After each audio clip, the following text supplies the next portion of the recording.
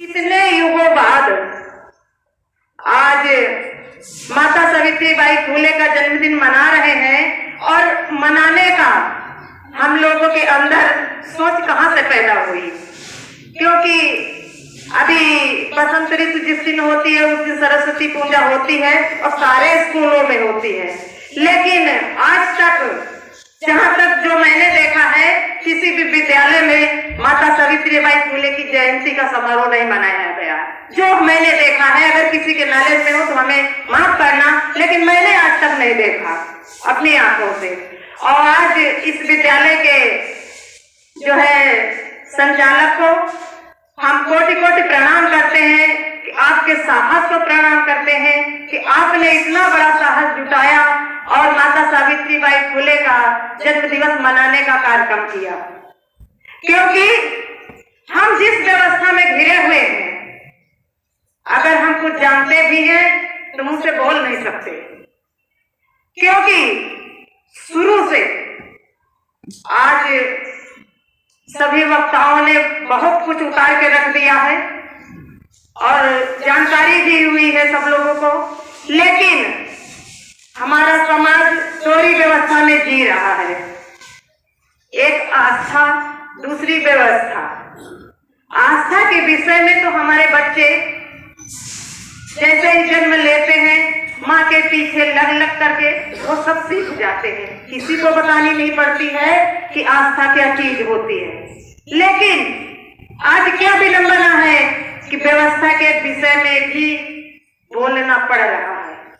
मजबूरी है कि जिस जगह से हम उठे थे, जो हम पूरी तरह से विकलांग थे, धरती पर रेंग रहे थे, आज उठकर खड़े हुए हैं और उठे खड़े होने के बाद आज हम दौड़ना सीख गए हैं, तो हमारी दौड़ को कौन रोक रहा है। मजबूरी है कि जिस व्यवस्था में हम फंसे हुए हैं उस व्यवस्था के विषय में उजागर करना पड़ता है। और बहुत बड़ा साहस का काम किया है हमारे माननीय दीदी कुशवाहा जी ने, जिन्होंने इस व्यवस्था के विषय में बोलने का साहस किया। और इस जकड़ी हुई व्यवस्था में अगर मुंह से दो शब्द निकालने हैं और किसी के मुंह से अगर निकलना है तो सोचो उसके पीछे कितनी बड़ी ताकत होगी, तब वो बोल सकता है। नहीं तो समाज में बहुत सारे पढ़े लिखे लोग हैं, बहुत सारे शिक्षित लोग हैं और बहुत सारे पैसे वाले लोग हैं, लेकिन इस व्यवस्था के विषय में मुंह से आवाज निकालने की हिम्मत किसी की नहीं है। अगर किसी के मुंह से आवाज निकलती है तो ये सोच लीजिए उस इंसान को न अपने घर की परवाह है, न अपने जान की परवाह है, तब वो समाज की परवाह करके समाज के विषय में इतना ज्यादा बोलता है कि आप किस गलदल में फंसे हो और किस गर्दिश में हमारे बच्चों का भविष्य जा रहा है। बहुत साहस करके बोलने का, यहाँ तक आने का, बहुत साहस करके बहुत कुछ छोड़ के आने का मौका मिलता है यहाँ, और आते हैं। कोई भी महापुरुष हमारे समाज का जिसका आज हम नाम लेते हैं, जिसकी आज हम चर्चा करते हैं, वो महापुरुष ऐसे नहीं हो गया है। उसने कितना त्याग और बलिदान किया है, तब आज वो महापुरुष है। और उसके त्याग और बलिदान को और किसी भी एक कड़ी को हम अगर अपने जीवन में उतार लेते हैं तो हमारा ही जीवन नहीं, हमारे आने वाली पीढ़ियों का भी जीवन धन्य हो जाएगा। इसीलिए हमको अपने महापुरुषों की वाणी को, विचार को बार बार दोहराना पड़ता है। आज हम माता सावित्रीबाई फुले की जयंती मना रहे हैं। आज हम सब लोग ये शपथ लेंगे कि माता सावित्रीबाई फुले भी आज जिस व्यवस्था में हम जकड़े हुए हैं उसी व्यवस्था से सबसे ज्यादा जकड़ी हुई वो महिला थी। और वो महिला जब हम सबको शिक्षित करने का काम कर रही थी, तब घर से जब सब लोगों ने बताया कि जब घर से निकलती थी पढ़ाने के लिए, हमारी बच्चियों को पढ़ाने के लिए जब निकलती थी, तब उनके ऊपर कीचड़ पत्थर ये समाज के जगड़े लोग ही तो मारते थे। एक दिन एक व्यक्ति ने पूछा कि आपकी इतनी बेइज्जती की जाती है, आपके पास स्वाभिमान मान की कोई चीज है कि नहीं। आपको शर्म नहीं लगती? आपकी इतनी बेइज्जती की जाती, फिर भी आप पढ़ाने के लिए चल देती है रोज। तो माता सावित्री बाई ने पता क्या जवाब दिया? उन्होंने कहा, आज जो लोग हमारे ऊपर कीचड़ पत्थर उछाल रहे हैं, हम उसको बड़े प्यार से सहते हैं, क्योंकि हम जानते हैं ये हमारी अशिक्षा की विडंबना है। और आज माता सावित्री बाई फुले ने कहा था कि आज जो काम हम कर रहे हैं वो हमको पता है कि हम अच्छा काम कर रहे हैं, इसलिए हमें आपका कीचड़ पत्थर भी मंजूर है। और आज जो हमारे ऊपर कीचड़ पत्थर बरस रहा है, यही कभी हमारे ऊपर फूल बन के बरसेगा। और आज वही दिन है कि आज हम सब लोग उनके ऊपर फूल बरसा रहे हैं। ये माता सावित्री बाई ने तब कहा था जब कीचड़ पत्थर झेल रही थी। तो हमारा कहने का मतलब है, जो हमारा अच्छा कर्म है उसकी बुराई चाहे जितने लोग करें, उसको कभी ध्यान मत देना।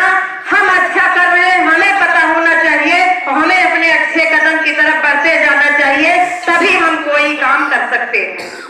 और आज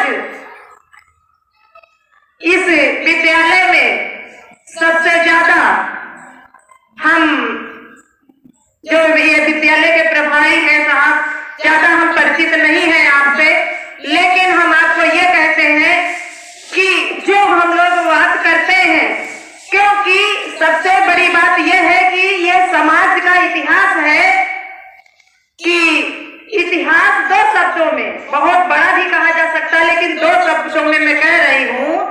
इतिहास एक जो है शोषित समाज और एक है शासित समाज। ये शुरू से रहा है, और हम शासित समाज के लोग नहीं हैं, हम शोषित समाज के लोग हैं। तो हम जिससे शोषित हैं उसका नाम लेना हमारी मजबूरी हो जाती है। अगर हम उनका नाम नहीं लेते हैं तो हम अपने लोगों को फिर अंधेरे में रखे जाएंगे।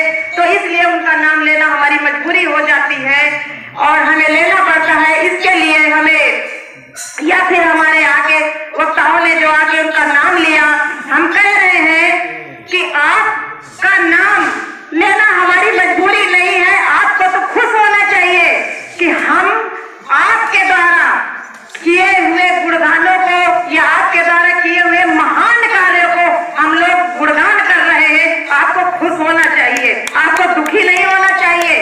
अरे आपके ग्रंथों में लिखा है, हमारी कितनी सराहना है। आपके ग्रंथों में हमारे लिए लड्डू पेड़ा नहीं लिखा है, जो लिखा है उसका नाम हम शौक से लेंगे, क्योंकि आपने तो गुणगान करने के लिए हमें छूट दे रखी है ना कि आप गुणगान करिए। अरे हम लोग क्यों रामायण पढ़ते हैं? अगर हम रामायण पढ़ते हैं, उनका गान करते हैं, 24-24 घंटा गान उसका करते हैं, उसके बाद अगर ये शब्द बताते हैं कि बहनों ये भी जानो कि ढोल गंवार शूद्र पशु नारी सकल तारना के अधिकारी, इसका अर्थ जानो। अगर उसको मंच के माध्यम से आज हम बहनों को बता रहे हैं, तो उनके पूर्वजों की लिखी हुई लेखनी है, उनको तो खुश होना चाहिए। क्यों दुख होगा? क्यों कष्ट होता है कि ऐसा क्यों बहनों को बताती है? भाई आपके ग्रंथों में लिखा है, वही चीज तो हम दोहरा रहे हैं।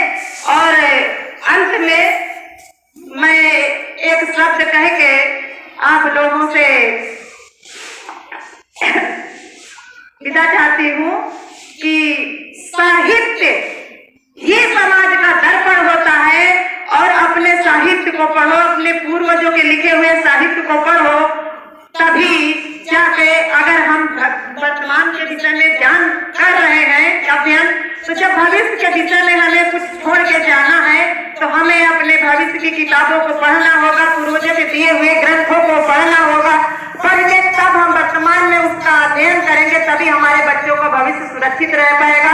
इसी के साथ सभी को जय भारत, जय संविधान। धन्यवाद।